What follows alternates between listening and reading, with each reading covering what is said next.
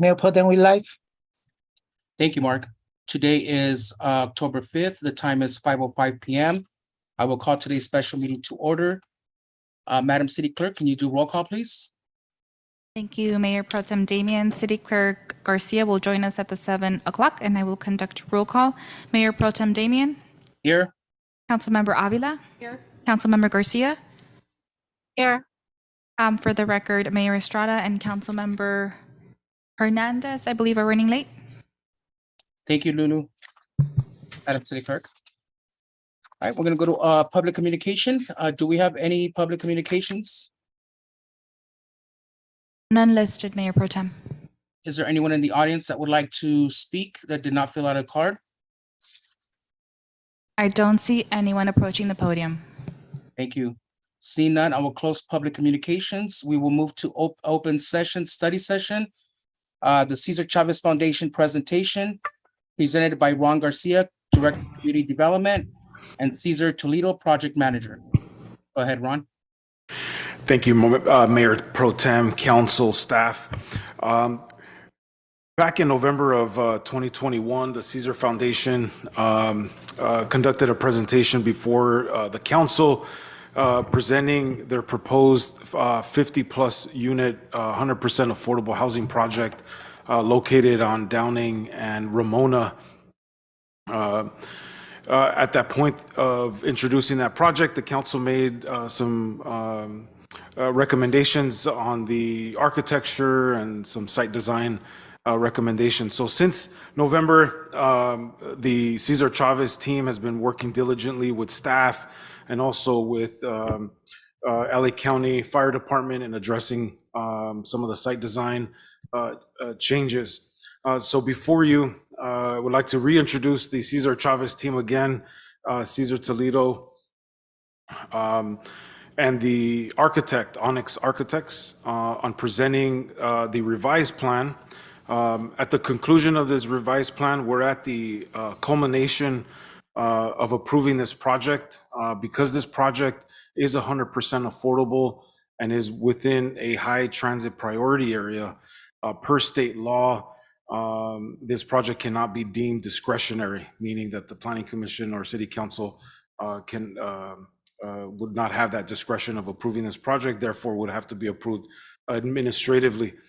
We have done that with the Retirement Housing Foundation mixed-use project that is located across the street from the Metrolink station. So this will be the second project that would be approved under that state law. So without further ado, I'll go ahead and introduce Cesar Chavez. Thank you, Mr. Garcia. My name is Steven Hernandez. I'm with the Cesar Chavez Foundation. I'm the Director of Business Development.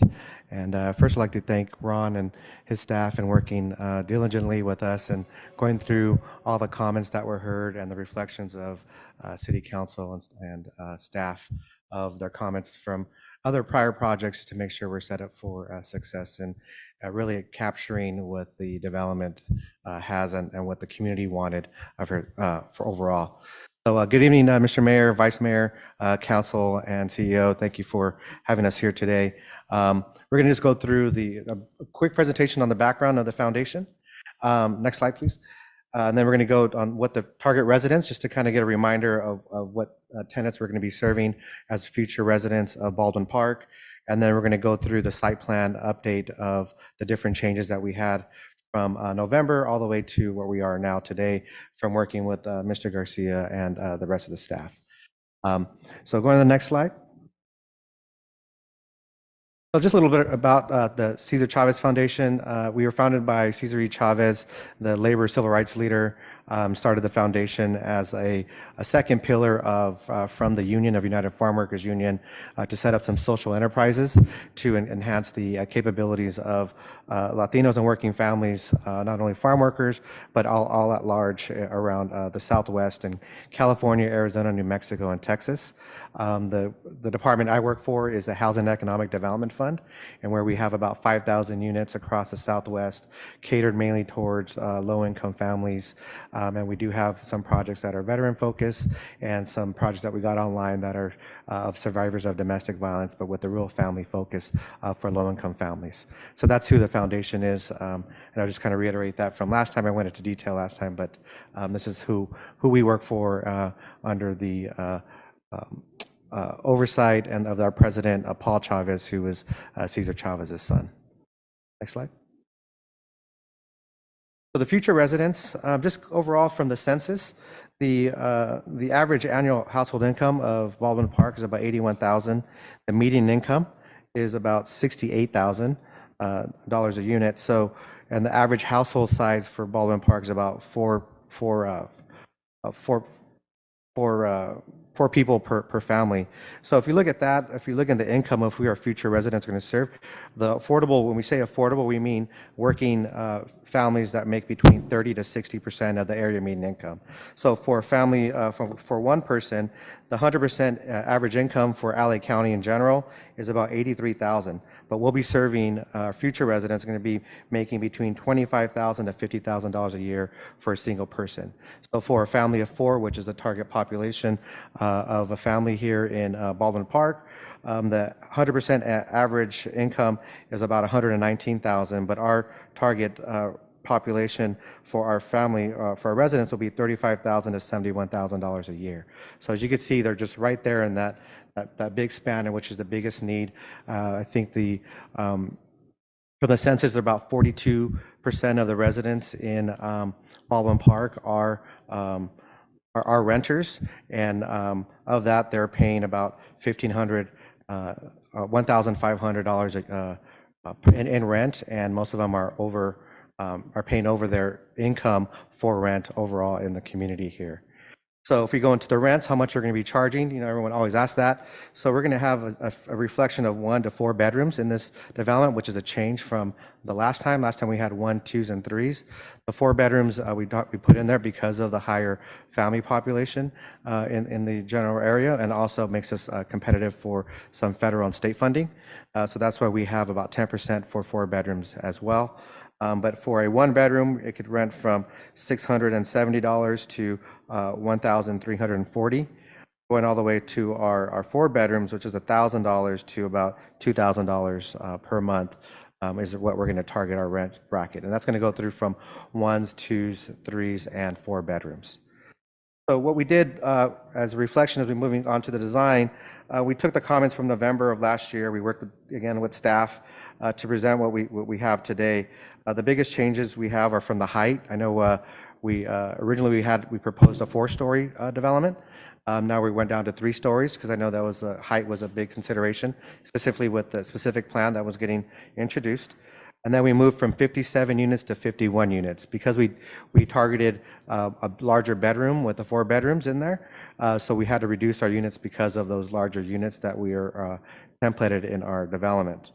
And then the other big changes were we had green building principles in order to have a more efficient building for design, and then also given the energy crisis and all that coming onto play, and renewable energy, we did the green building initiatives, and then a transit-orientated design. Because we're so close to the metro and then the rail and high-speed transit, and there were Ramona with the train, with the train and the bus, it makes us a transit-oriented design with, have that everything centralized and localized to get our residents near jobs in the easiest means, and also a more efficient mean of public transportation instead of using vehicles is the key. And that's why we using those transit-oriented design principles. But also the biggest thing also that ties it, we could design the best project, but it really comes down to funding. So because we're postured and we made these design changes, it makes us very, very highly likely to be awarded county, state, and federal funding. So not only that we have something designed, but also meets their requirements to posture us to be a high leveraged development for those funding sources, so that we could get this project completed and have future residents serving, or have this development serve the future our residents and residents that are here in Baldwin Park to save money so they're not paying over 30, 40% of their income on rent to live in our development here. And we could work with Ron and his team to how we could be strategically market the development so that, you know, Baldwin Park kind of has the first priority of that without violating fair housing. We could work strategically and strategically market it, as we could call it, to make sure that we stay in line on that. So the residents of Baldwin Park have a first shot. So I'm going to hand it over to Daniel from Onyx, and he's going to go over the design, all the different changes to design. And then if you have any questions, we'll stand by for questions. Thank you. Thank you, Steve. My name is Daniel Sanchez with Onyx Architects. We go to the next slide, please. This is our current, this is the site plan that we showed back in November after working with LA County Fire. One of the things they had asked for was a fire lane to access buildings at the rear of the site. So that's located on the the west side of the site. Next slide. This is where we started, just as a quick reminder. It was a few years ago. Next slide. This is our current site plan.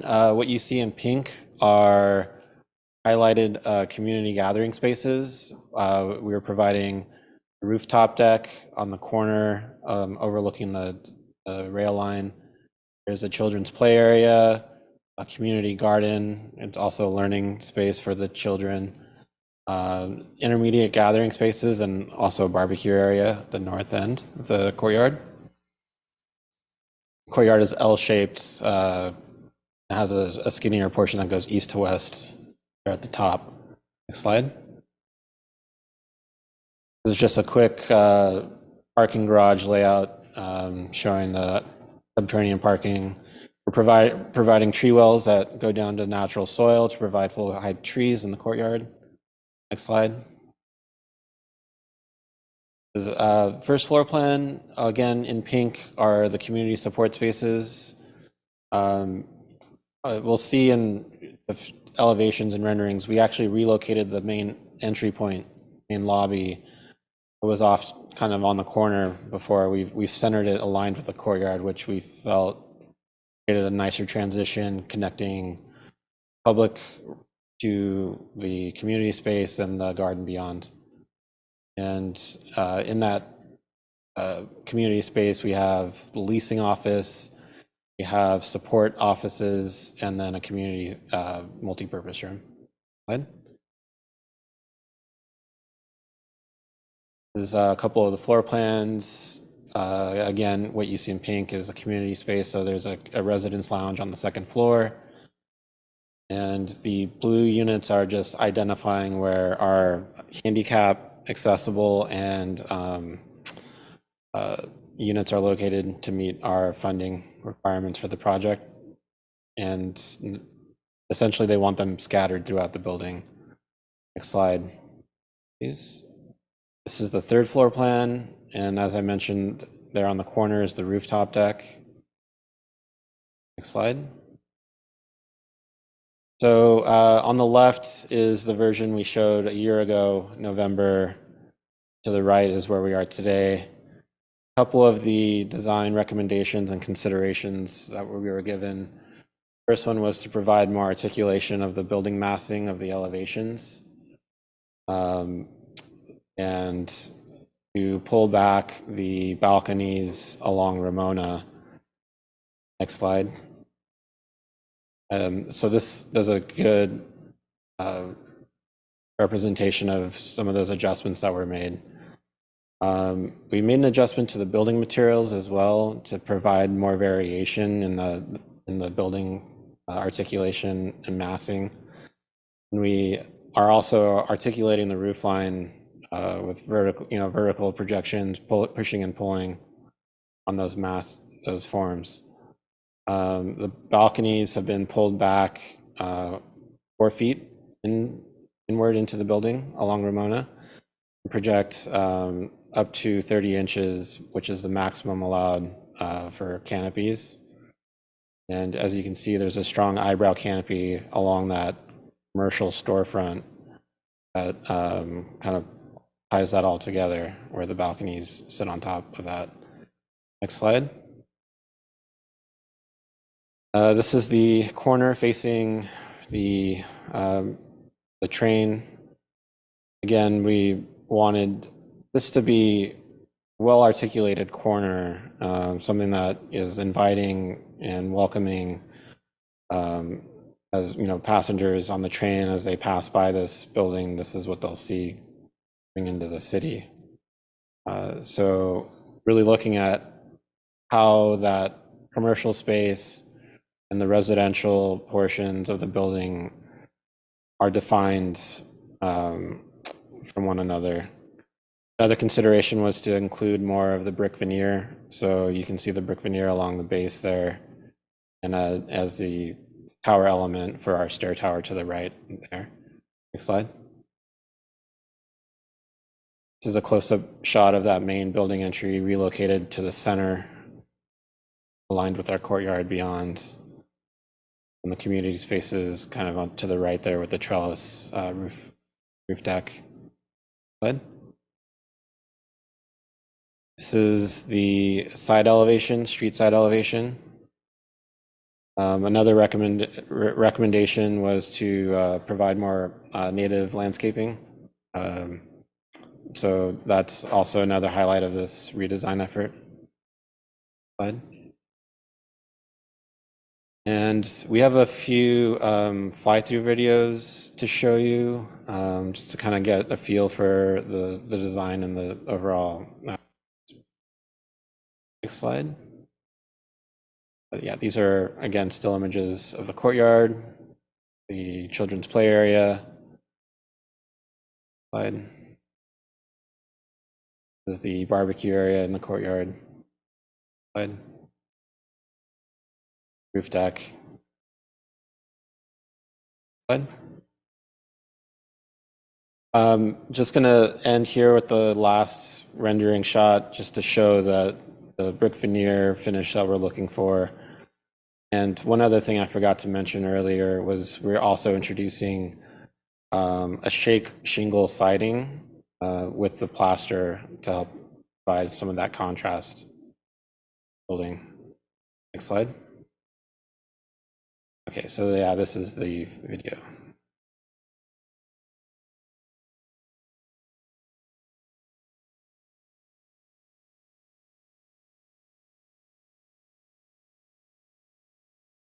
This tower is one of our stair towers. We wanted to again make of a vertical articulated element that's a little bit different from the residential portion.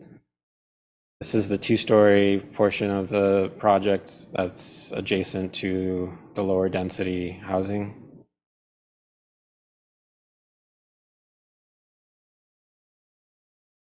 The fire lane on the west side, right here. Also our drive ramp into the subterranean garage. Back to the front.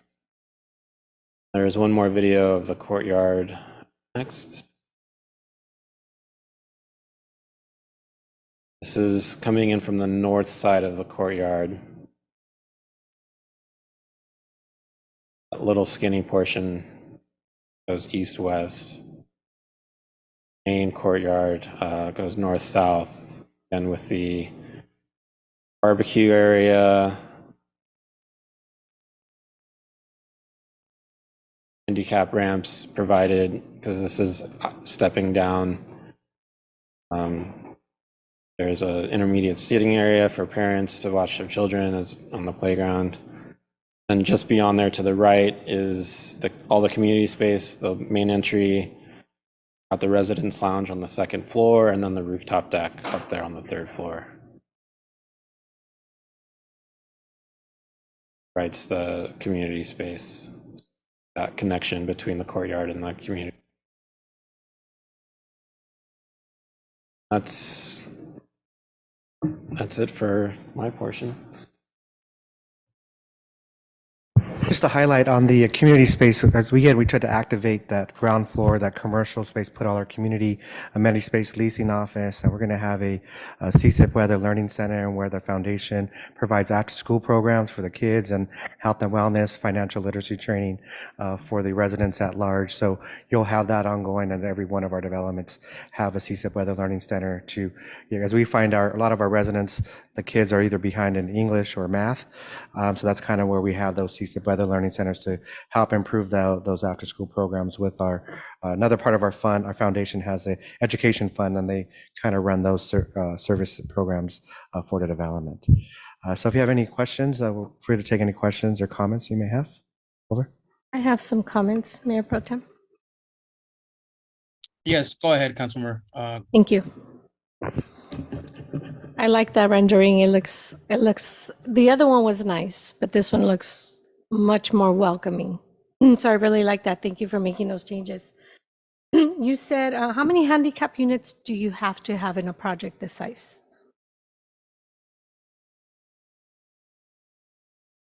I believe it's a minimum of 10 or 15%. I'd have to double check. But I will also mention all of our units are standardized, so they actually are all exactly the same. So they're all technically handicap accessible. They're all accessible. Okay, and then the courtyards, an approximate square feet, how big are they? No, off the top, but it's about 35 feet wide by 75 feet long. By 75? And the playgrounds?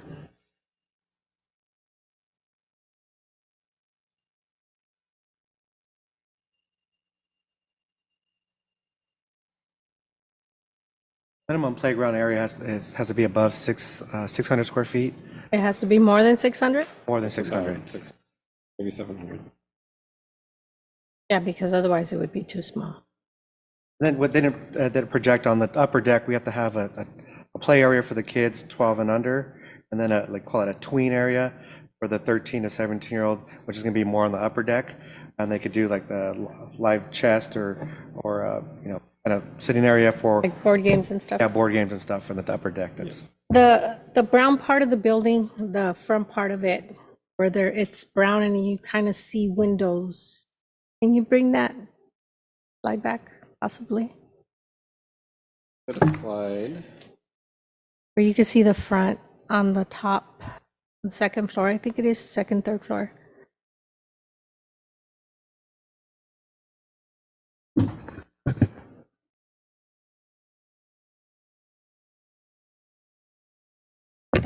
That part right there. What is that section right there? Section in the second floor Yes. is a residence lounge. So that would be And it has a view, it's all glass, a view out to the street. yeah, so it's another community space. It's separate from the multi-purpose room. Multi-purpose room is really for the education. Residence lounge is really for the residents only. And the top one too, the third floor? Top level is the roof deck. The roof deck. I like that. I don't know if you're familiar with those apartments or townhomes, I don't know what they're called, by the movie theater in West Covina. You know which ones? I don't know the name of them. They actually have an area like that, a community room that has a big window and looks out. I really like that. That's very, very nice. Also, I wanted to ask you about the Si Se Puede program that you offer there. How do you promote it so that you make sure that families are using it or where it's there? Because we promote it because it's the first, like when you walk in, you're going to have the CSIP Weather Learning Center there, and our resident services, they do like a sensing of what the tenants, when they come in, they already know how much they make, what they have, how many kids are per household for the family size, and then they let know this is the programs that we have for after school. And then our resident services are very active. If they need to change programs, if they make them say they need more help on math, and they'll put more emphasis on math than they do with reading, or they do. We got donations for 3D printing, so we're able to teach them to get the computers and how to do 3D printing.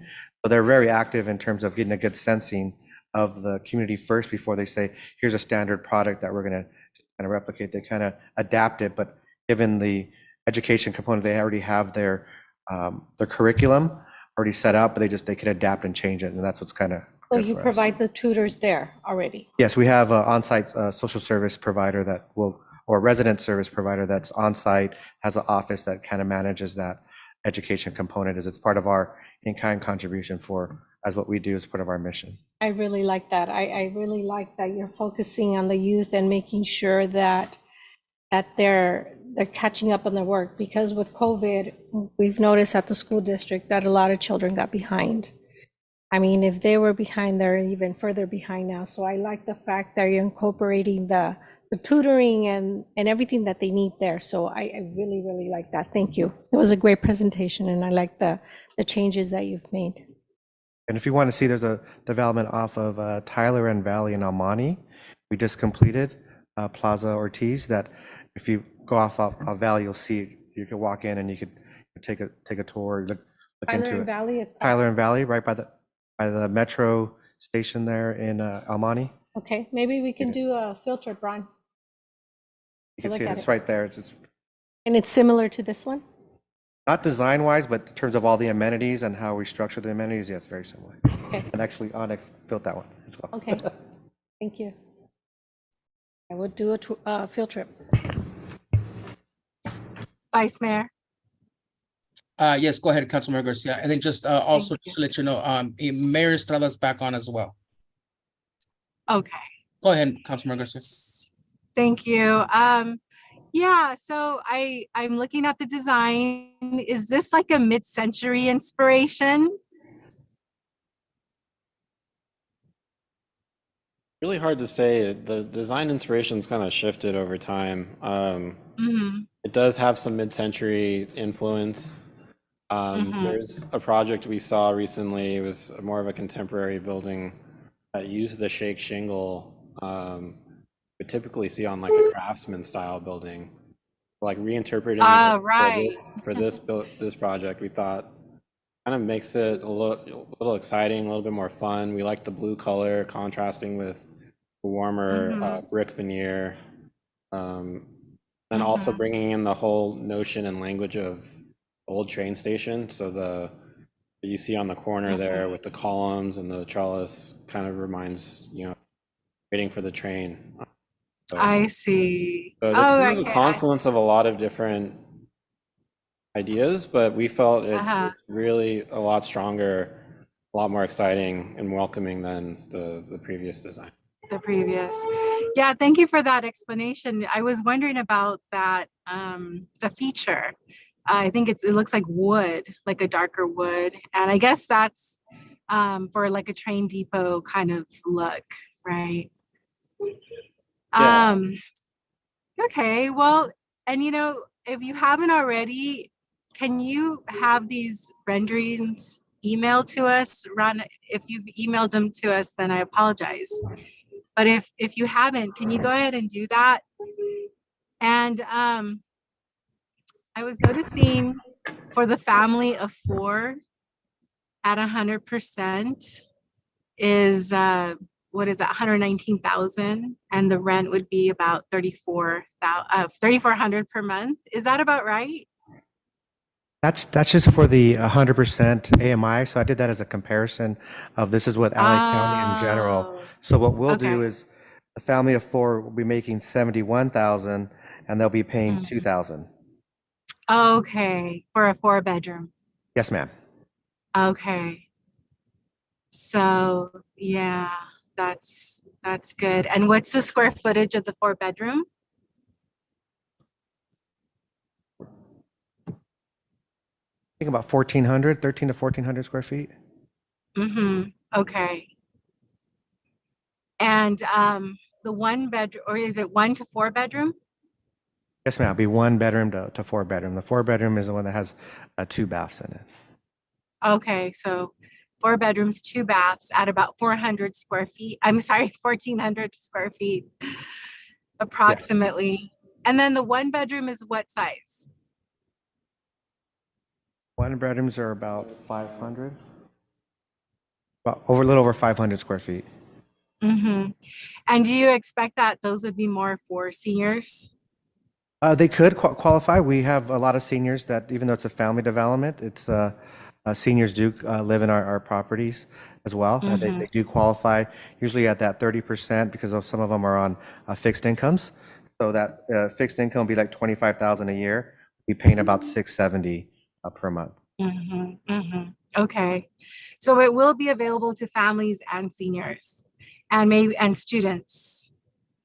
Yeah. Yes, ma'am. Yes, ma'am. Okay. Okay. Um, yeah, I would imagine that with the train being there and a direct access to Cal State LA, it would really be a great opportunity for recently emancipated youth. If that is something that they could qualify for, that option is there for them too.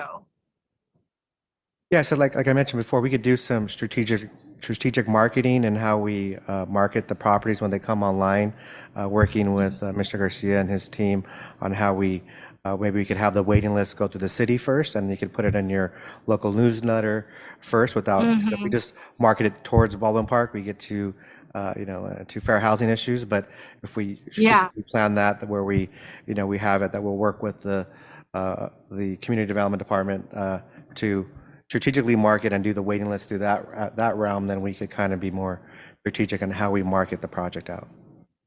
Yeah, thank you for that, because in our community, you do have different generations that want to stay in the city, but unfortunately they're being pushed out because of the cost of living. I mean, it's not just our community, I'm sure, but that's something that we hear often. The families that have raised their children and now they're having their grandchildren. So I definitely see this being an opportunity for them. And I would really appreciate you working with Ron Garcia to be strategic that way. And I understand that, we can't limit it, but I do appreciate the strategy. So thank you. I think And we then go ahead. I said we could, Ron could put a condition on us on that to say we do that marketing strategies to make sure that's, in our conditions of approval. No problem. Mm-hmm. Okay. Okay, well, there you go, Ron. Perfect. The other thing is the Si Se Puede Learning Center. So I really like that idea a lot. Will there be computers for the tweens and teens? Yes, we get computers that we loan out as a part of where they becoming more virtual because of the COVID. So we got used to that, and we do have computers that they could use during when they're doing their after-school programs and stuff like that. So that is available to them overall. Yes. Okay, great. And how many computers do you anticipate at the center? Depending on the need of how many children are in our season that sign up for the program. So it's we could go as high as what we need to service the whole as many kids that we have in the program. So we could go as high as low to wherever we need to meet the demand. Oh, great. Well, So it's that's really good not to know set. too. Okay. Yeah, that would be a great help, because I would imagine that these families don't have access, as easy as some of us, right, to computers or the ability to purchase a computer. And so that would be a wonderful, wonderful contribution, from this development.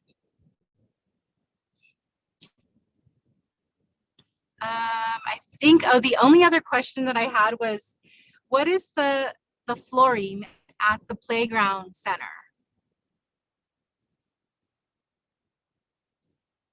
The floor for the playground is a rubber surface. So it is a Okay. play surface. Yeah. Uh-huh. Oh, good. Okay. When I saw the rendering, that didn't come out clearly, so that's good to know. Yes. All right. Well, perfect. Yeah, if you could just circulate those renderings, thank you for making those additions and modifications. It looks good. I do want to take a closer look at the renderings, but it does look good. Thank you. Thank you. Great. Thank you for that presentation. I think we're all very excited about the project. Sorry, excuse me. It looks really good. I think it's really exciting. It's really nice to see the quality of the building and the type of quality working class families are going to be able to attain in our city, and it's really important for us, especially based on our demographics. So we want to see you succeed, and we want to be a great partner to you. Thank you, Mr. Mayor. Oh, and one more question. I'm sorry, Mayor. The parking, is there any parking?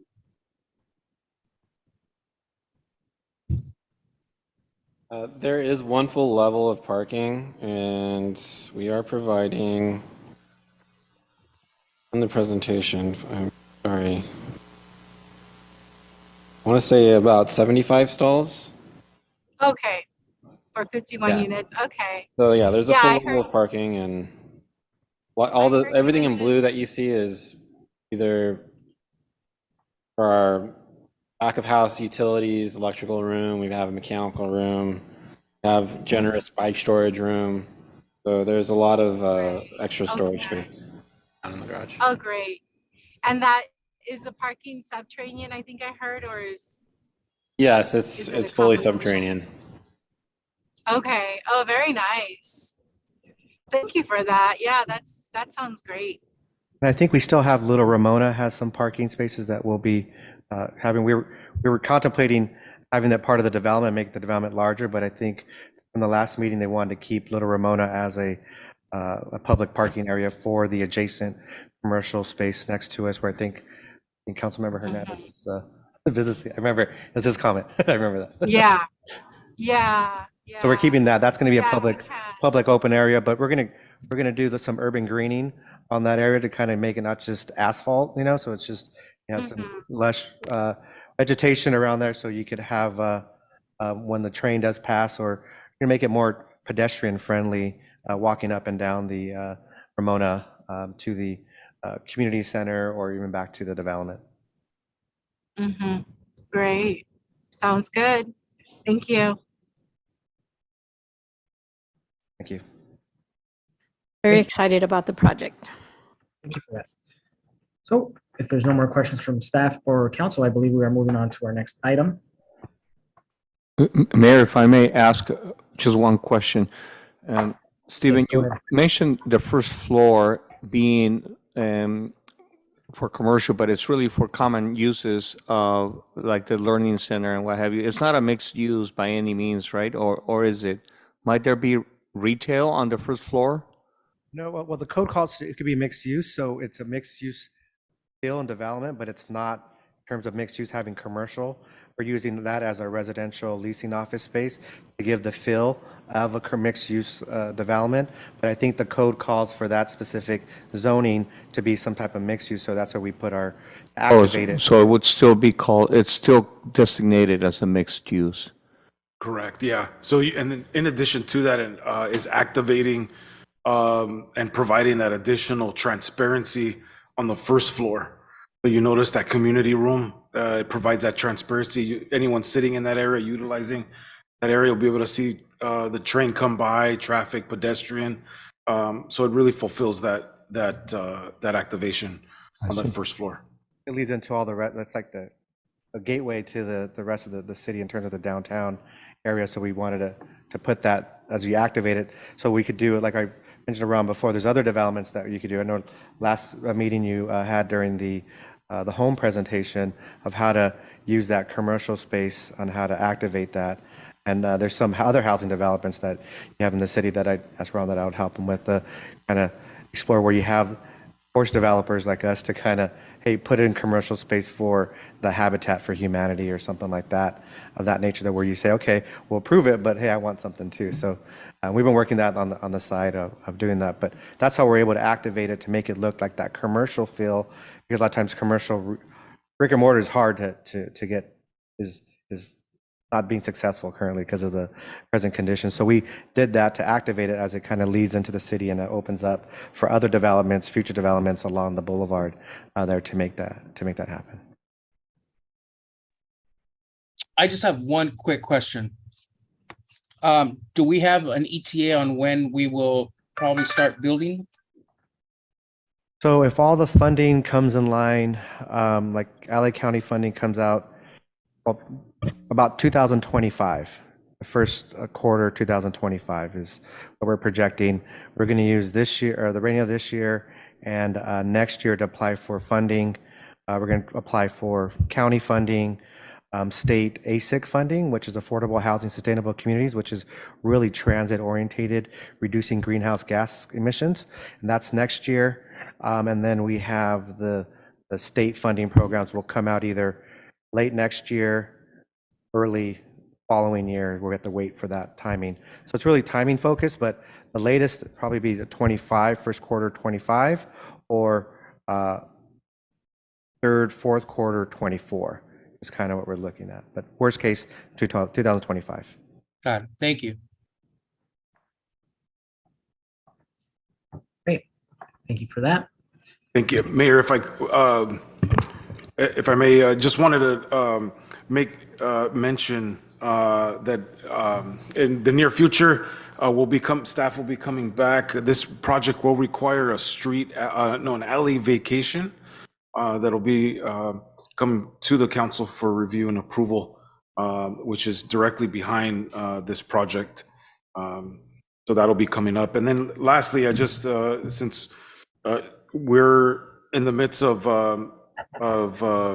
receiving approval from the state for our housing element. This project, along with the Retirement Housing Foundation, will help meet our regional housing needs assessment required as part of those 2,000 units. So this will help meet our very low and low. So we're really happy about that. And we identified this project in our housing element in meeting that requirement. Thank you. Thank you. Once again, I'd like to thank Ron and his staff and councils and the mayor and vice mayor's board in kind of guiding us through the process to make sure we build something that's suitable for the community at large. So thank you again. Great, thank you. So at this moment, we will move on to recess to closed session.